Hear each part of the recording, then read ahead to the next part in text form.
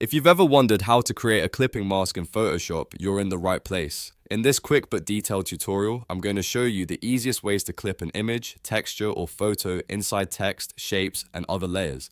This is one of the most useful Photoshop techniques for making clean, professional designs, and once you understand the layer order, it becomes incredibly simple. If this tutorial helps you out, make sure to hit the like button and subscribe for more Photoshop tips and tutorials. Before we do anything else, let's talk about the golden rule of clipping masks. A clipping mask only works when your layers are stacked in the correct order inside the Layers panel. The base layer, which is the shape, text, cutout, or brush stroke you want to use as the container, needs to be on the bottom. Then the content layer, which is the photo or texture you want to place inside that base, needs to be directly above it. If the layers are reversed, the clipping mask won't work the way you expect, so this part is really important. Let's go step by step.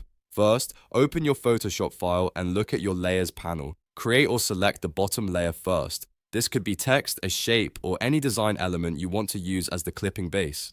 For example, if you want to place a photo inside a word, type your text and make sure that text layer stays underneath the image layer. If you want to clip a texture into a shape, draw your shape and keep that shape layer below the image. The key is simple: base on the bottom, content on the top. Once your layers are in place, click the top layer, which is usually the image or texture you want to clip.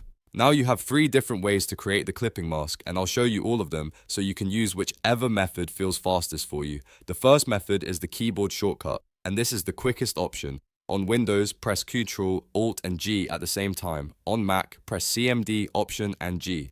As soon as you use that shortcut, Photoshop will instantly clip the top layer to the layer below it. This is the method most people use once they get comfortable because it saves time and keeps your workflow moving fast. The second method is the Alt or Option click trick, and this is probably the most popular visual method.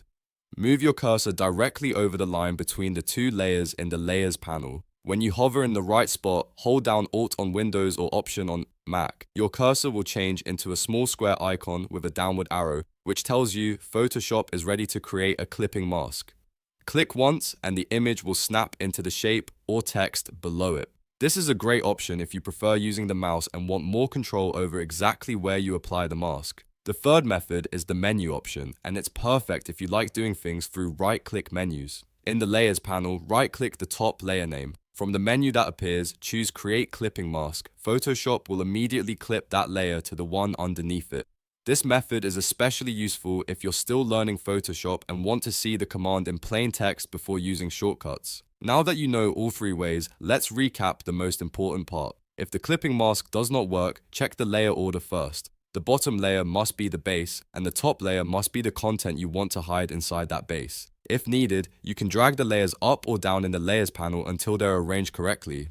That one step solves most clipping mask problems instantly. After the mask is created, you can still move and adjust the top layer. That means you can reposition your photo inside the text or shape to get the perfect look. You can also scale it, rotate it, or refine the composition until everything looks just right.